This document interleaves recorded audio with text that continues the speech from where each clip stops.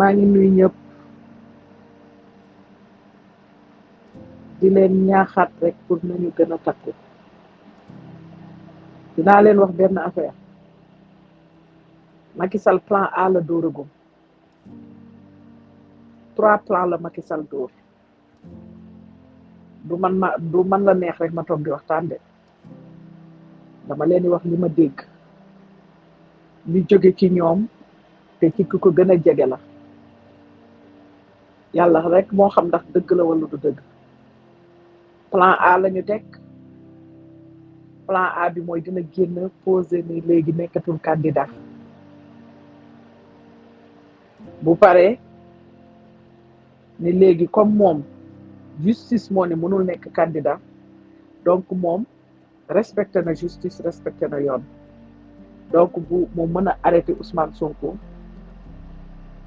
mu mën a wax ne moom ni mu respecté justice na Ousmane Sonko respecté noonu Macky Sall ci calcul politique la nekk bu ko defee moom nekkatul candidat ña waroon jóg di xeex ci 3e candidature am ak waa Pastef yëpp dëkk bi jaxasoo léegi loolu du amati loolu donc waa Pastef rek ñooy jóg bu ñu xeexee 2 fan 3 fan ñu arrêté Ousmane Sonko bu teg ko ci kaso bi ci lay doog a seet moom nitam koo xam ne dina ko jiital pour mu dem élection Benno Bokk Yaakaar bu ko defee du tas plan boobu bu demee ba xam ne nag léegi gars yi génn nañu xeex nañu nag ba muy plan B bi léegi plan C bi mooy bu demee ba nga xam ne gars yi génn nañu xeex nañu dëkk bi yëpp mu woote état d'urgence billahi wal kitaabi ñaari nit ñu bokkul nii lañ ma wax mu woote état d'urgence ñu barricade dëkk bi yëpp fekk Ousmane Sonko gi ci kaso bi mu ne léegi comme dëkk bi ni mu demee nii munul dem bàyyee nii dëkk bi donc il est obligé que élection du mën a am 2024 donc léegi il faut que ñu prolonger élection yi A la B C nañ leen jóg ñu takk ñu taxaw nañ leen jóg ñu takk mu taxaw décision tay bi waxtaanew ko kenn lu dul 4 wala 5 personnes defa na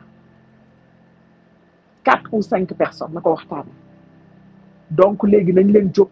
ñu taxaw ñu takku pour que ñu mën a taxaw léegi benn étape rek moo ñu des Ousmane Sonko nekk candidat deseetuñu dara lu dul combat boobu rek te combat boobu képp koo xam ne yaa ngi ci village yi na ñëpp dugg si Dakar xeex bi Dakar la de ñi mënul ñëw nekk ci région yi 46 départements yëpp nañu takku ñu taxaw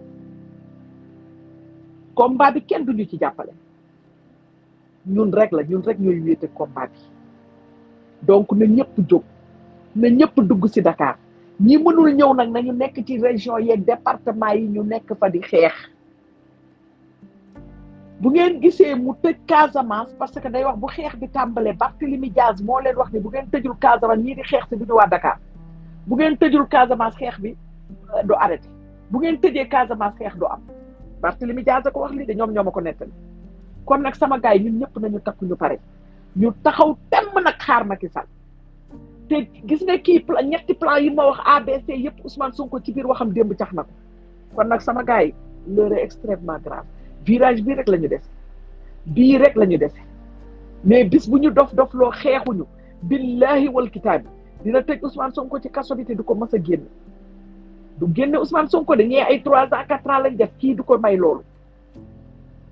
te ba pare ci lay taxaw nag pour dissoudre parti Pastef ci lay wax ay force occulte di n'importe quoi sànq wax na ko ci discours am kon nag sama gars yi di leen ñaaxaat na